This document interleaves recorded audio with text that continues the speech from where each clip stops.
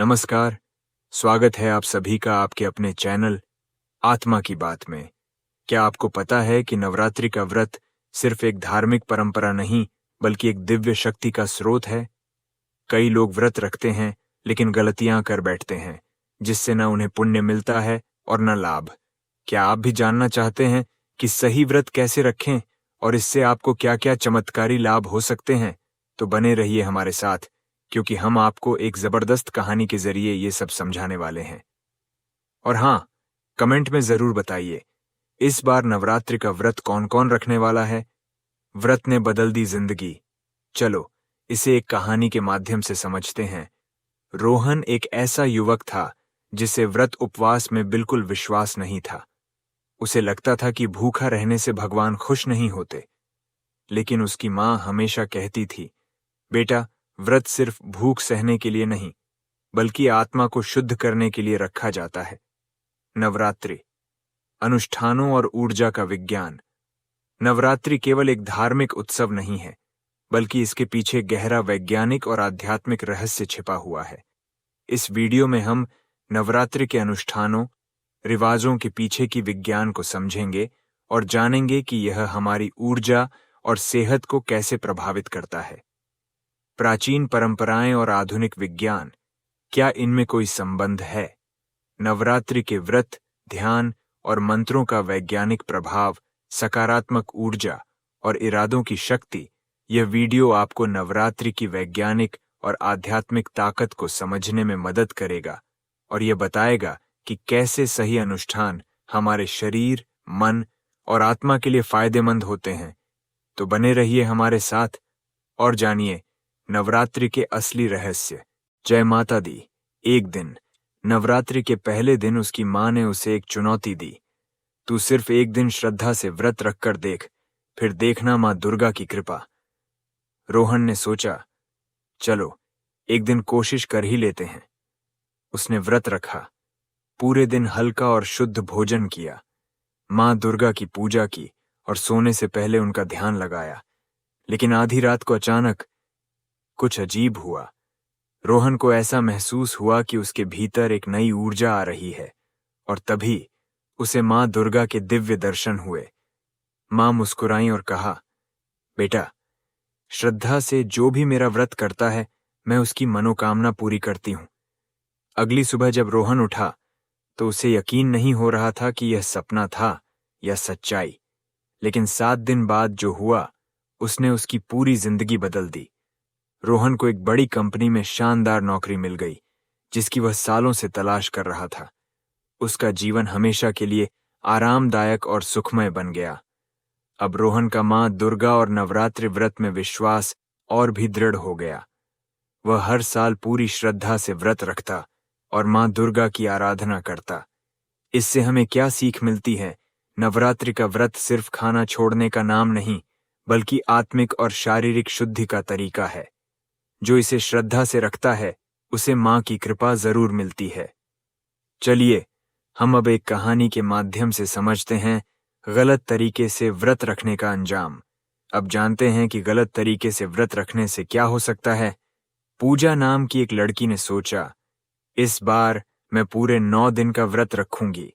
लेकिन उसने बिना सोचे समझे भूखा रहना शुरू कर दिया। न सही तरीके से पूजा, न सही आहार। तीसरे ही दिन उसकी तबीयत खराब होने लगी, सिर चकराने लगा और वह बेहोश हो गई। जब उसकी दादी ने यह देखा तो उन्होंने समझाया, बेटा, व्रत शक्ति देने के लिए होता है, तुम्हें बीमार करने के लिए नहीं। सही तरीके से व्रत रखोगी तो ही माँ दुर्गा का आशीर्वाद मिलेगा। गलतियां जो लोग करते हैं, बिना खाए पिए पूरा दिन निकाल देना, ज्यादा तला भुना या पैक्ड फूड खाना, सिर्फ खाना छोड़कर पूजा और साधना न करना, शरीर को बहुत थका देना और आराम न करना। चलिए जानते हैं सही तरीका। फलाहार और हेल्दी भोजन करें, माँ दुर्गा के मंत्रों का जाप करें, सुबह शाम पूजा करें, जल जरूर पिएं, खुद को हाइड्रेट रखें। कैसे प्राचीन काल में नवरात्रि केवल एक आध्यात्मिक अनुष्ठान था, आज नवरात्रि एक भव्य और रंगारंग उत्सव के रूप में मनाई जाती है।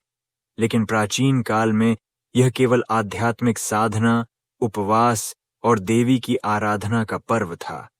यह जानना दिलचस्प होगा कि प्राचीन काल में इसे कैसे मनाया जाता था और इसकी क्या आध्यात्मिक मान्यता थी। नंबर 1, वैदिक काल में नवरात्रि का स्वरूप। प्राचीन ग्रंथों में नवरात्रि को साधना और तपस्या का समय माना गया है। आर्षि मुनि और तपस्वी इन 9 दिनों में उपवास, हवन और ध्यान के माध्यम से आत्मशुद्धि करते थे। इस दौरान योग और मंत्र साधना का विशेष महत्व था, जिससे व्यक्ति अपनी ऊर्जा को दिव्य चेतना से जोड़ सके। यज्ञों और हवनों का आयोजन किया जाता था, जिससे पर्यावरण शुद्ध होता और सकारात्मक ऊर्जा का संचार होता। नंबर 2, नवरात्रि और शक्ति उपासना।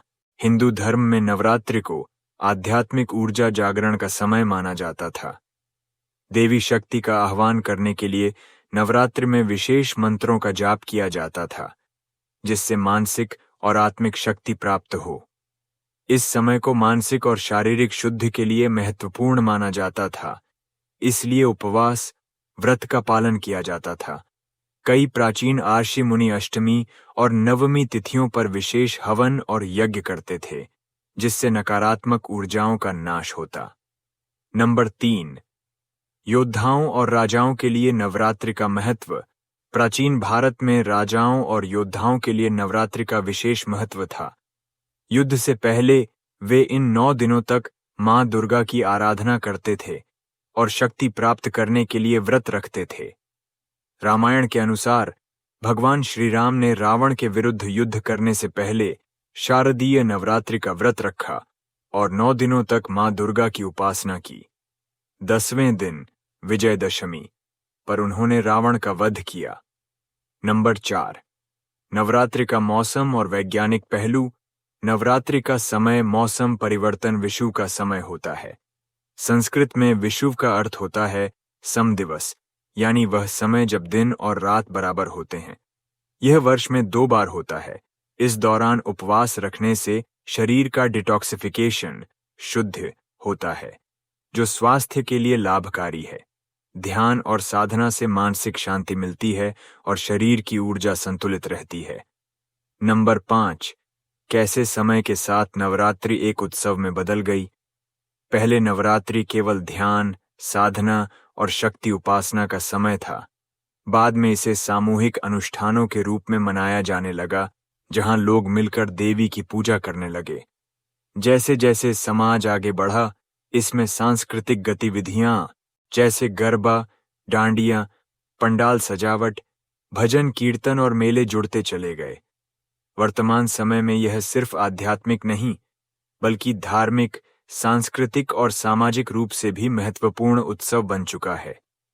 निष्कर्ष, नवरात्रि का समय आमतौर पर मौसम परिवर्तन के दौरान आता है, जब शरीर और मन पर विशेष प्रभाव पड़ता है।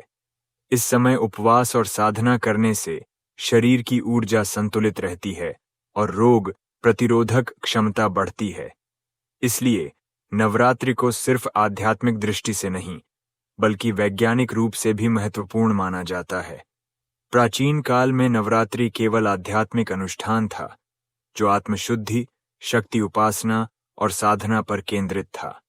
समय के साथ यह एक सामूहिक धार्मिक और सांस्कृतिक उत्सव में बदल गया, जो आज पूरी दुनिया में धूमधाम से मनाया जाता है। तो जब भी आप नवरात्रि मनाएं, याद रखें कि इसके पीछे सिर्फ उत्सव नहीं, बल्कि एक गहरी आध्यात्मिक शक्ति भी छिपी है। जय माता दी।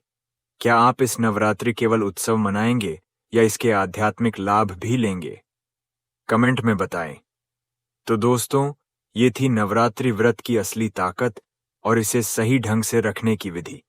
अगर आप भी मां दुर्गा की कृपा पाना चाहते हैं, तो व्रत को श्रद्धा और सही नियमों से रखें। अगर आपको ये वीडियो पसंद आई, तो इसे लाइक करें, अपने दोस्तों के साथ शेयर करें और हमारे चैनल को सब्सक्राइब जरूर करें। जय माता दी। अब आप कमेंट में बताइए, इस बार नवरात्रि का व्रत कौन कौन रखने वाला है।